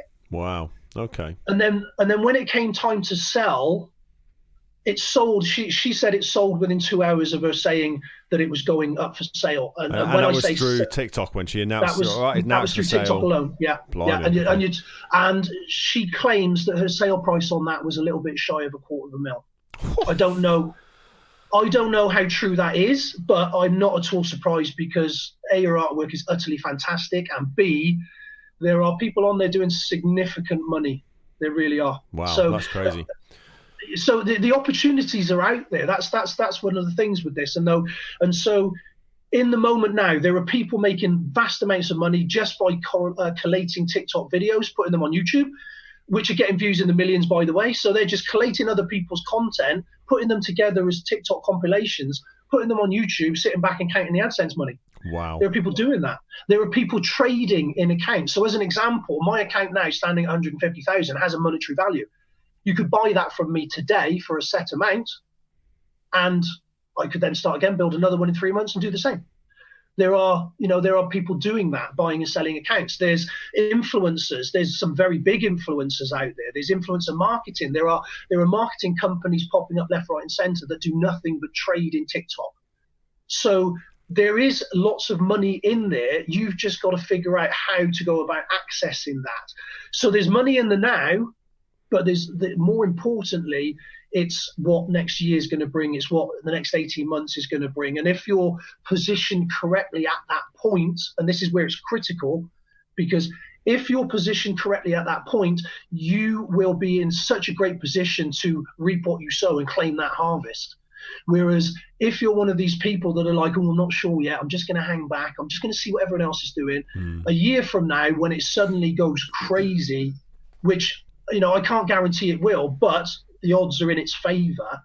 And so a year from now, if it does what it looks like it's going to do, if you just want to start out then, you're going to be so far behind the curve. You're literally going to be the person that's just trying to start out on YouTube now. You're going to have a lot of problems doing so, Wow.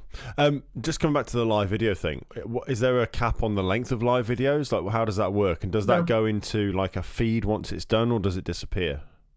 It unfortunately, at the moment, it disappears. Right. However, it's uncapped. So if all 150,000 people decided to look at me in that moment, they could. Okay. So and not only that, but it gets put out to the wider audience as well. If you've got a decent number, and if you've got something interesting, and TikTok thinks that it's shareable, it will actually put out to other people on their feed that you're live right now, and so people outside of your following can come in as well. That's one of the really good things about TikTok, is once it has a certain amount of trust in what you're doing, it will push you out. It will say, do you know what? We've reached the stage where you think you're worth, we think you're worth looking at, and so they will actually push you out. And so I get people on my lives all the time that aren't following me, and there's a little thing that goes up, little sidebar, and it tells you who's on and what they're doing and the comments and stuff. And every so often it'll go, ping, such and such started following you, ping, such and such started following you. And that's another person then that comes into my network. It's another person that's into my space. And so yesterday I did one, just to give an example of this. Yesterday I did one where I've decided that one of the things I want to do is to leverage this a little bit. So I did a little live. I put out an offer, and I used it. And basically what I did, I said, guys, look, a lot of you guys, you'll have had your gyms closed down. You'd have had your training shut down. You're going to be stuck for things to do. Now, I can help with that. Number one, what I want you to do is tell me what it is I can help with, and I will do that if I can. I'll also put some videos up. We'll do a lot of one-to-one stuff, a lot of technical stuff, a lot of one-person stuff, a lot of stuff that can help you keep training. But then on top of that, what I'm going to do is I'm going to throw out some of my online content to you, so you've got a lot of stuff right now today that you can have right now today, and you can get involved with that, and that can help you. And literally overnight, I've got on, because I put that on a landing page, by the way. So we're collecting emails, we're collecting numbers, and overnight. So you did a live, and in that live, you were talking about all this stuff and poking people towards the landing page. Yeah. So what I did is I put the live link on my homepage. Yeah. So basically, because that's the only way we can do it at the moment. So I said, guys, all you need to do, get over to my homepage, look underneath the bio, click the link on that. I'm going to give you all of this. Just basically, it's going to cost you £1, right? Stick in the coupon code crazy offer. There it is. It's yours. 7 hours of content, just like that. And I want you to have that. That's all you need to do, right? Who are you using for your landing page? I've got a person I work with, a person that is very, very helpful for me. His name is Steve. He's called E080. I recommend that you don't use him, because if you do, you won't have time for me. So leave him alone. But actually, he's really, really good, and he does a lot of my back end stuff, because in the nicest possible way, he's better at it than I am, and my time is better served elsewhere. So all that's done through Steve. He just magically, appears with these things and says, "You asked for this. There it is. Marvelous. Cool. I love Perfect. it." So basically. You've got the obvious click funnels and all that kind of thing that you can go through, but I just wondered if it was one of those that you were using, or there are easier ways. You can connect a YouTube video straight to your MailChimp for free. There's so many ways of going about that. So but anyway, so basically that's what I did, and then overnight it's gained somewhere around 160 contacts. So that's 160 plus people that have come into my email list just like that, and it's growing. I haven't looked at where it's gone now this morning, but I have had a little message to say that it's pinging rather regularly, and it's collecting data rather regularly. So again, if you want to put an ROI on it, there's another way that you can factor that in. So my intention is to build a list off the back of my TikTok audience, which is, again, something that you can then leverage in other spaces and other ways. That's a great way to belt and braces what you're doing on social media as well, isn't it? Because people often say, oh, well, what would you do if Facebook shut down tomorrow and all social media just went kaput? Well, if you've got an email list, then that's a whole separate thing that you can still work and build on. But you can do it alongside what you're doing on social media as well. Absolutely, yeah. Well, the beautiful thing about that is, as you say, we have to, now more than ever, we need to start building buffers and barriers to protect ourselves. Bulletproof, my friend, bulletproof. You can use that if you'd like. So basically, yeah, I mean, this is just one of the ways to help to do that. But it also adds a level of credibility with regards to, well, what can I do with it? Because you asked the question, if you've got a following of X amount, how do you leverage that? How do you monetize that? How do you move that to your advantage? And my answers are threefold. Number one, awareness and eyes on and building a massive loyal following. Number two, you can actually start finding ways to connect with them to building email lists outside of these social platforms so that you can then use them that way. And you can actually, you can monetize it with sales as long as you're doing it in the right way. Yeah, but not directly on platform. For the most part. Yeah. Oh, as I said, you can have your direct links and things on there. I can show people how to do that. Yeah, but not going on like doing videos and stuff and saying buy my shit, buy my shit, buy my shit. Yeah. I mean, that whole you buy one, you get one free kind of frame of mind. You do that so well, Matt. So, but that sort of thing just doesn't work. So what we're doing is, in fact, there's a guy called Matt Ewell out there who's superb at sales. And one of the things that he talks about is you tell a story and then you can explain how you help with that. And then you give them a logical next step. And its simplicity is brilliant, because if you think about a 15 to 30 second video clip, you've got to be simplistic. It's got to be, but you can't do it in a salesy kind of way. So what I do is I build on it. So as an example of that, I talk about growing up and the hardships that were there and the bullying and the violence in the home and the fact I lost my father to suicide and stuff. But I don't do it in a buy my shit kind of way. I do it because it explains my journey.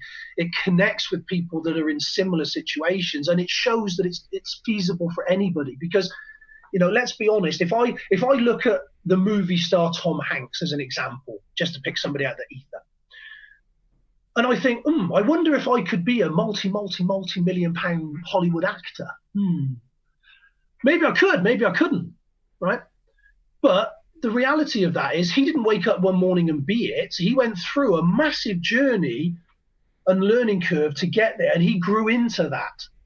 And so what I'm doing with that story is I'm saying to people, look, you might be this person at the moment that isn't very confident, that doesn't have a lot of skills, that is worried that they can't do these things, that has this overwhelm, that has this self-doubt, that has this imposter syndrome and all these other things. And I'm saying, dude, that was me. That still is me. I get up in the morning and I still wobble. Of course I do, as we all do. But that's what gets me to the next bit.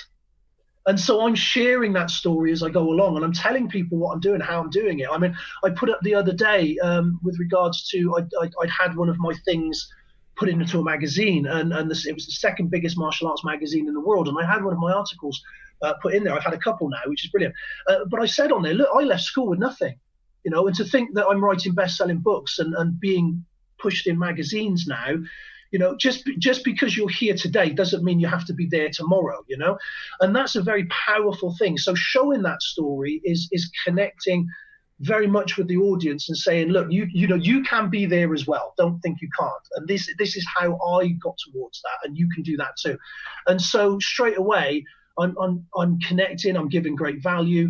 I'm making things reality. That's a key factor on this. Is being a world champion, being a black belt, being a best-selling author, being whatever the hell it is, it's a reality that is achievable. And this is how, and so that's one of the things with that. And so you've got that story, and then I can show them the different elements of that. There's your teaching on the different levels. And so we're there with that. Then I can showcase it, and I can go, hey, look, this is my book. This is the article. This is that. Look how fabulous it looks. I'm so grateful for the people that helped me to get to that point, because I wrote the book, yes, but I didn't edit it. I didn't format it. I didn't design the cover. I didn't publish it. Other people did that. We worked together as a team to make that happen, and I needed those guys to get there, Yeah. And so I'm saying all of that. And then on the end of that, I'm saying, right, now here's the deal, guys. Because I did that, I can help you to do that if you want to do it. I can show you the steps that I took to get there. So all you really need to do at this point is literally just drop me a message, drop me a PM, connect on LinkedIn, whatever it is you want to do. So guys, with regards to TikTok, I'm telling you that right now. I've given you my journey. I've told you my story.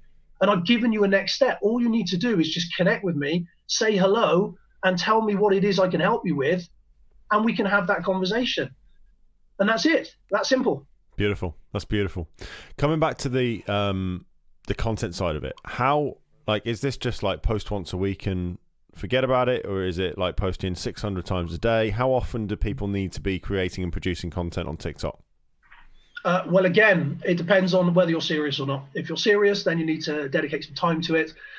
So realistically, I recommend 4 to 6 a day initially. Now, that seems like an awful lot, and people are like, what? But then you think, 10-second clip, 4 to 6 a day, less than a minute of my day. I've got to invest less than a minute of my day in what could possibly be an amazing thing. Yeah. So, in real terms, Matt, though, how does that translate into actual amount of time invested by the time you've taken into account considering what that content's going to be, recording it, doing any editing, putting it up there, and then interacting with the comments and that kind of stuff as well, which is so important.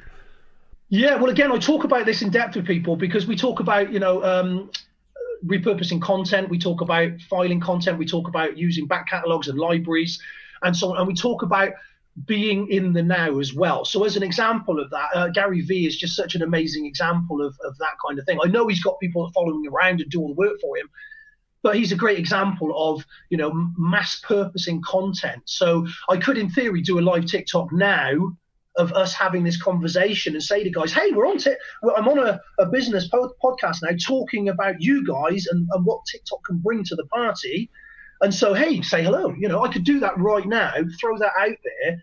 And again, it's one of those where it's showing my story, it's building engagement, and it's helping people to connect with it, and also building other people as well, because there will be a percentage of those people that will look at that and go, oh, that sounds like an interesting podcast. I'm going to scoot over and have a look. Yeah. And so so you can find content in so many ways. You can repurpose all your YouTubes. YouTube is brilliant. If you've got a resource called YouTube and you've got videos on there, you can just screen grab them, cut them into little bite-sized portions, feed them out to TikTok over a period of time. You can film your lessons. You can film conversations. Can you schedule on TikTok, or is it all got to be kind of in the moment stuff? At the moment, no. It's got to be in the moment. But again, what I tend to do, right, is what I will do is I will film X amount of stuff. I will block film stuff because it's so quickly done, and I will repurpose a lot of stuff, and then I will stick that through the phone through something like InShot, which is basic editing software. It's very, very simple to use, completely free. So that might take me 30 seconds to a minute just to stick a text on it or put a filter on it or something if I'm not doing it live. Then on top of that, then it takes me seconds to upload it, and then I just go back from time to time to look at the comments, to answer any comments, to have a chat with people. So, and I'll do that if I'm structuring that. That'll be, as I say, 4 to 6 times a day, and I'll break that out through the day. Between 2 and 9 p.m. are the best times to chuck those out, because that's really where your audience is. So 2 p.m. to 9 p.m. Yeah, a little bit more on the weekends, obviously, because they haven't got jobs and school and stuff, and much, much better if the day is miserable. So we, at the moment, we content creators love a rainy day, because it means more people are going to be sat at home bored. Yeah. Okay.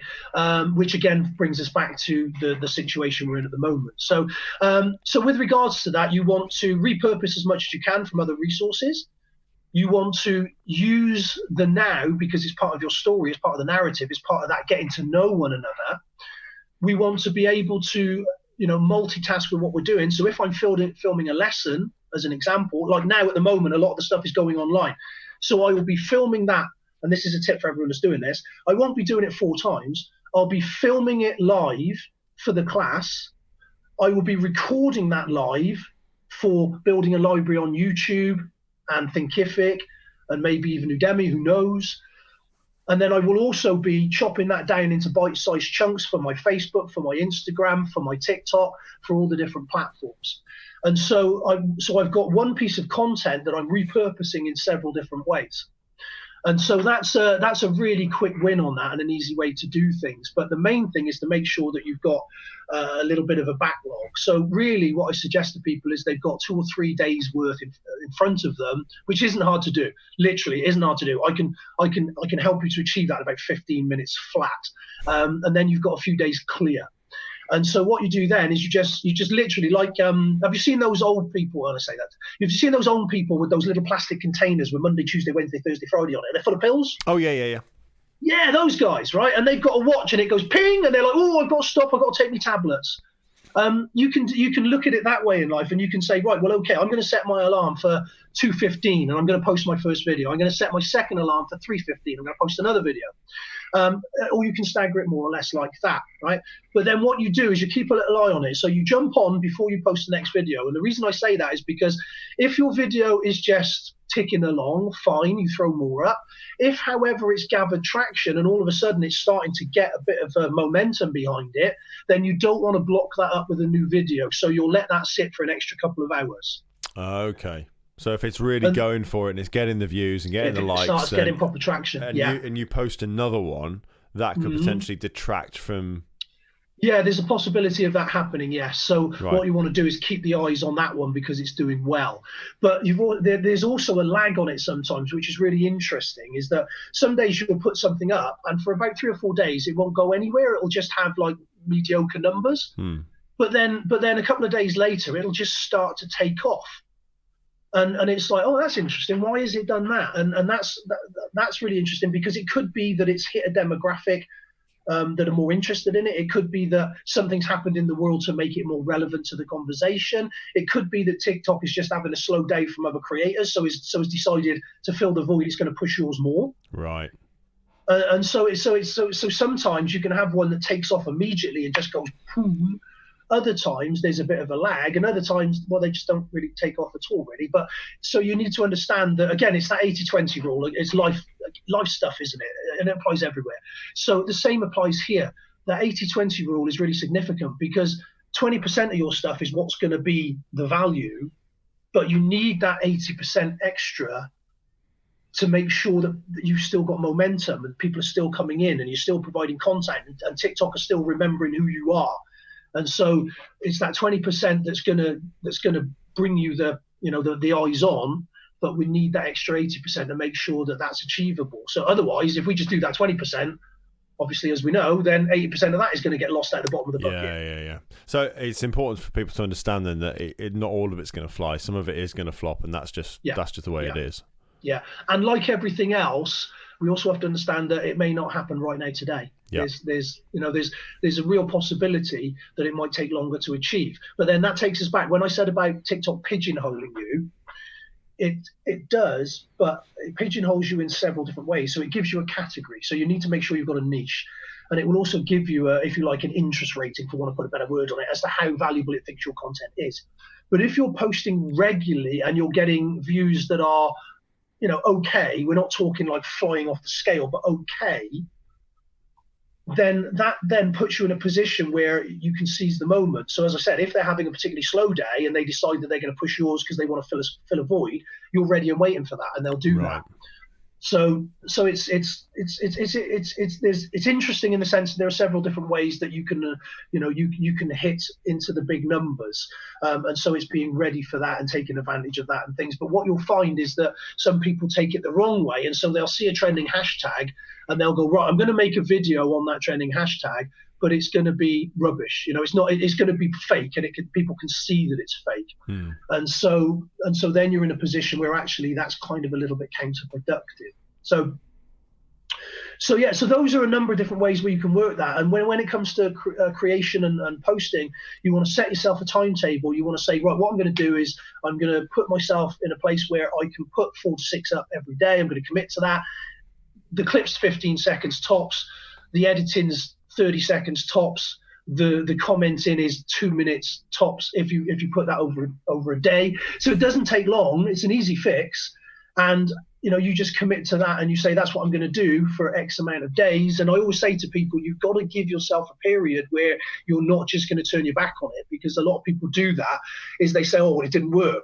Like, well, how long have you done it for? I did it for 4 days. When did you post? Well, just when I felt like it, really. Did you answer anybody's comments? No. And so you're like, well, okay, right. Well, there's, you've given yourself a very clear explanation as to why that never happened for you. So you have to give yourself some time and say, I'm gonna invest in this. Like everything else, I'm going to invest in this, and I'm going to actually work towards making it grow. Now, again, the thing with this now is when you talk the numbers that I'm at, which isn't massive, by the way, compared to some. It's a lot, but it's not massive compared to some. But when you look at the numbers that I'm on, I can now take a week off if I want to. I can go and chill out because I've got a library of content now that is still going out there, that is still being shown to people. Right. And there's that, and because I've got that following now, people will come back to my stuff, which is what they're doing. They're like, you know, especially now in the current situation, because they want that content. So they'll actually come back to my page, they'll go back through my videos, and so I'll still be getting eyes on and growth through that. Yeah. And so, you know, once you start hitting numbers that can do that, then you can maybe relax a little bit. Okay, makes sense. How long then should people expect to have to put into this until, in your experience, until they start to see some traction? Well, if they're doing everything in the way that I've prescribed, and if they're following, you know, that pathway, then realistically, I would say there's about a month in that. I would say you've got about a month really where you need to be going that hard and heavy at it, which isn't actually that hard and heavy. Like I said, 15 minutes of a day every day for what could be a fantastic resource. I mean, anybody that claims that's too much, then again, it's you've got to question what they class as too much, really. Zero spend, 15 minutes of your time. You show me anywhere else where this is achievable. So realistic, I would say a week. 4 weeks. I would say give it a month.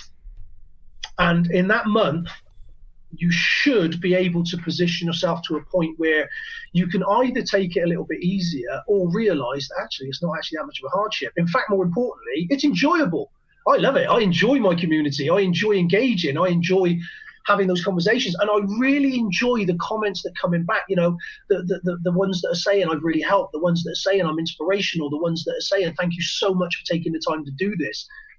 Again, the value isn't just in the pounds and the pence. 100%. What's your handle on TikTok so that people can come follow you? Okay, well, it's at Modern Samurai. I can't remember whether it's Modern Samurai MA or just Modern Samurai. So if you stick that into TikTok, then I'm afraid I was going to have a look for you, but I'm afraid to open it just in case the For You page just blurts some twerking at me.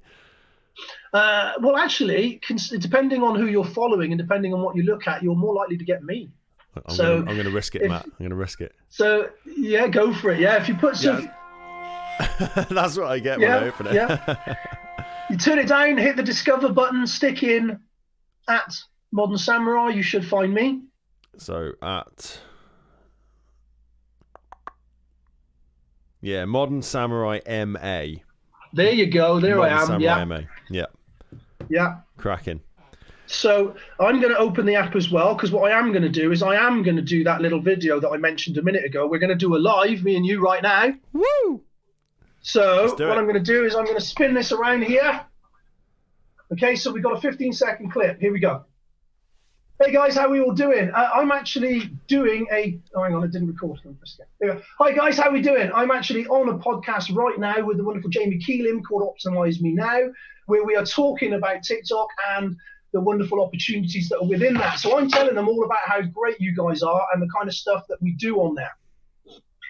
Hi guys, how are we doing? I'm actually on a podcast. So that's done live. So I press next. That brings me to here. If you can see that, that brings me to the little editing screen, so I can put text on it. Okay, I can put filters on it. I can do all that sort of thing. So for the people listening, that's just a very basic, easy to navigate screen. Yeah. So what I'm writing now is I'm just putting on a podcast. So I'm not doing anything too complicated with it. I'm just throwing up a couple of very basic hashtags, which are my normal ones, just to show what it is. And then I'm also sticking the hashtag podcast on as well. And now I am selecting my cover, just like a thumbnail on YouTube. So whichever one of those within the video works best. Is that like a logo type thing? No. So I'm just, it's just a still from the video. Okay. Okay. And so basically that's now uploading. And so what happens there? That's it. It's done. That's it. Nice and quick. That's it. So the video's been filmed, the video's been formatted, I've put my hashtags on there, I've given it a description, and I've uploaded it, and it is now live in the TikTok world. And there's no music on the background of that, it's just the video you saw. That's right, I haven't added music to it, but you can do. Yeah.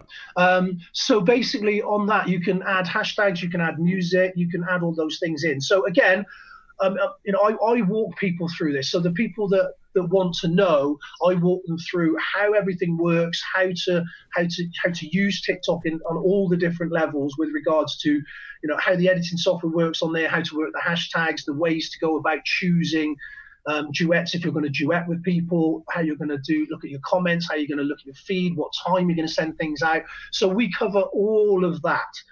Plus more, as we've mentioned today, with regards to content and everything else. So, I will break down for people if they're not sure. I've got a number of different sort of clips on Facebook, LinkedIn, YouTube that go into this in a bit more detail. So, people can have a look at that as a resource.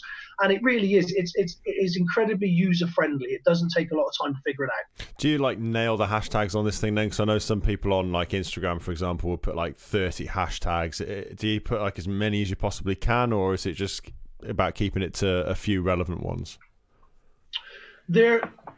So basically, you've got what I call 3 different ways of doing this. And oddly enough, I actually put a video up earlier on this very subject. So where did you put that video, Matt? Where can people see that? I've stuck that up on my LinkedIn and on my YouTube. So you'll find that on both of those. Cool. I believe I've done it on both. So basically, we've got a situation where you've got the trending hashtags. So those are the ones that I said that can be for, say, a dance or a particular point. So hashtag coronavirus at the moment will be one of the ones that are trending. There'll also be other ones, as I said, with the Subway and Just Eats. They're running campaigns, and so they've got hashtag. I think it's hashtag take a bite out of.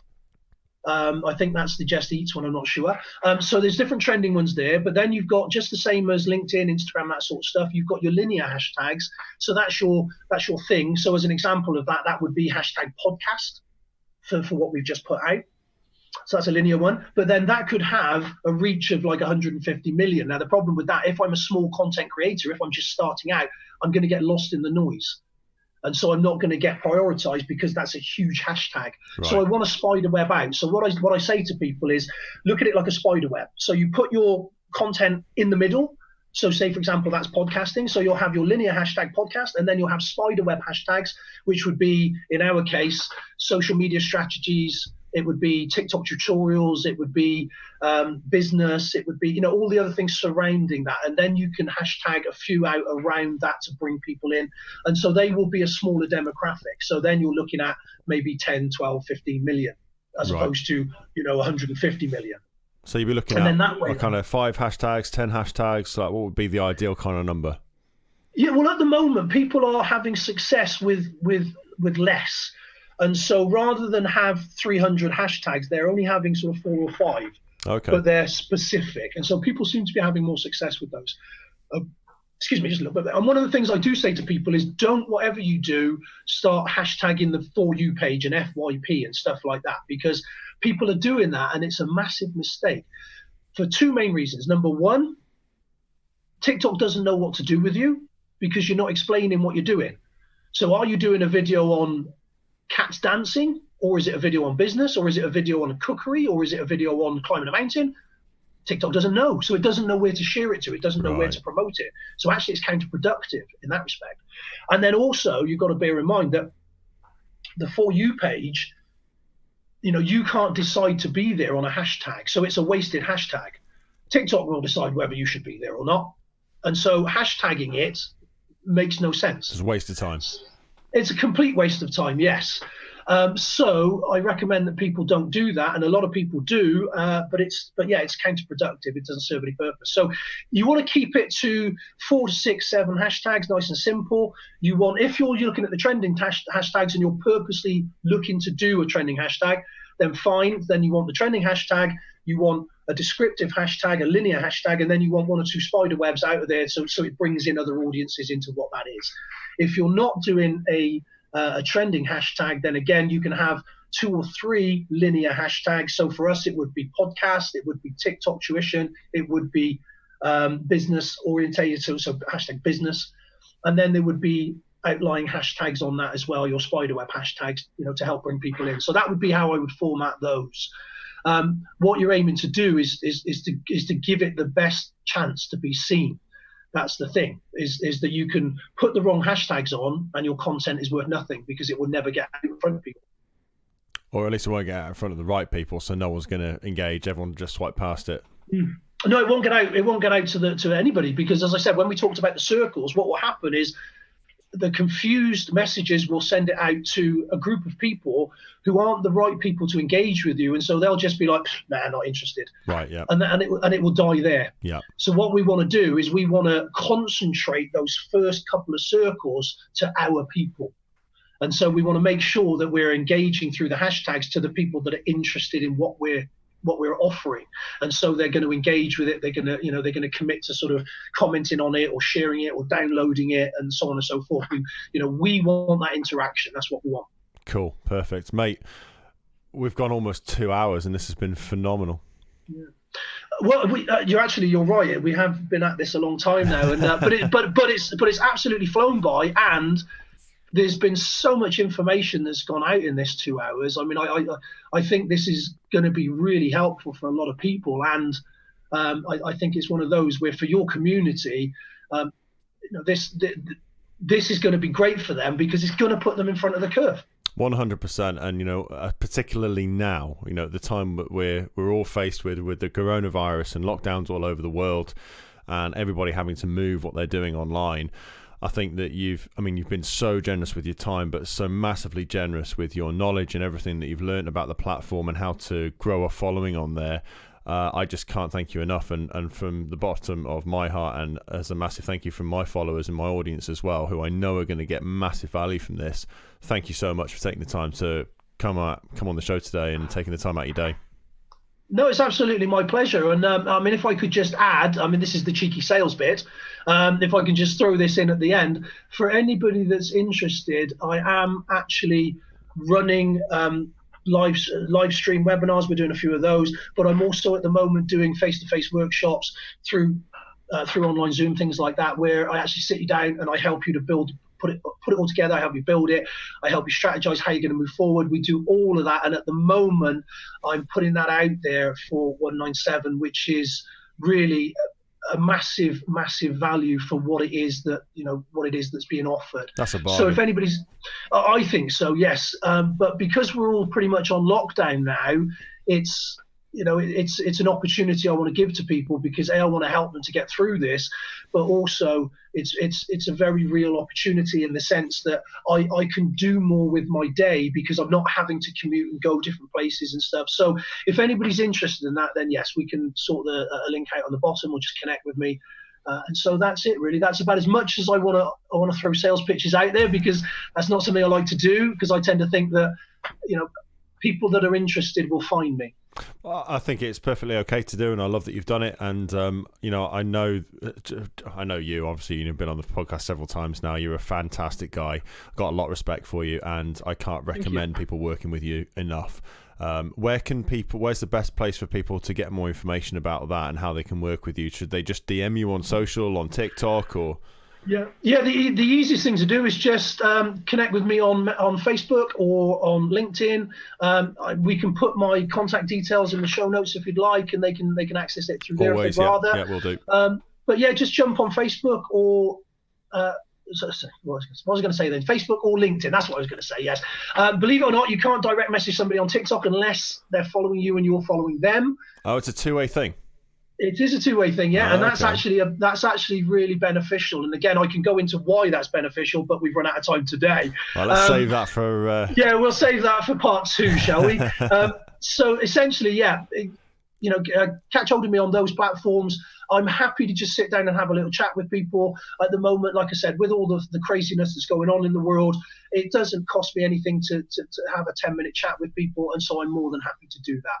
Perfect. Hit him up, ladies and gentlemen. I think you'd be a fool not to. And, for where this guy can obviously help you get to with your TikTok profile and following within a month, 2 months, and especially now, that seems to me like probably the best £200 you're going to spend. So, Matt, thanks once again for coming on the show. It's been an absolute fucking pleasure. And once again, I've had a wonderful time. And I really appreciate you, man. Thank you. Oh, my pleasure. Lovely talking to you again.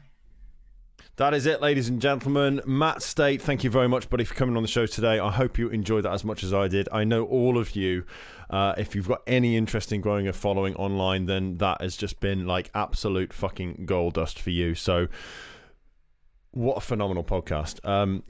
Drop me a comment, leave a review, share it far and wide, get it out to everybody you know who's interested in building their social media platforms, particularly through TikTok, because that is just gold dust. I don't know of any other podcast or piece of information out there, even from what Matt's put out through his own channels, that is going to give you as much in-depth information about how to grow your TikTok and build a massive following really, really quickly than this podcast right here. So if you found that valuable, if you've enjoyed that, then please do make sure you subscribe to Optimize Me Now. Make sure you leave us a review and make sure you take this episode and share it with as many people as possible. Don't forget also that you can download the Bulletproof Business app on the App Store and through the Google Play Store. If you're a business owner and you want to grow or improve the performance of your business, then there are tons of free resources on there for you to help you do just that. And if you want to support the show in a more formal way, you can do that through Patreon. Next week, or on the next show, I am going to have Mr. Will Polston coming on the show. He is a leading mindset strategist. He's the founder of the Evolve Network, the Evolve Mastermind, and the Personal Development Event of the year. He is the youngest, I believe, International Coaching Federation registered coach. So this guy is absolutely legit. He plays ice hockey and does all kinds of crazy things like swimming in cold rivers, just like Wim Hof. He climbs big ass mountains. He's been up Mount Blanc, and he's always pushing himself to the limit. So I'm really excited I've known Will for a good few years now, really excited to have him coming on the show next week and be talking about all of that good stuff. So that is it for now, ladies and gentlemen. Thank you so much for tuning in. Really appreciate all of your support and everybody listening, downloading, reviewing, and sharing the love for the show.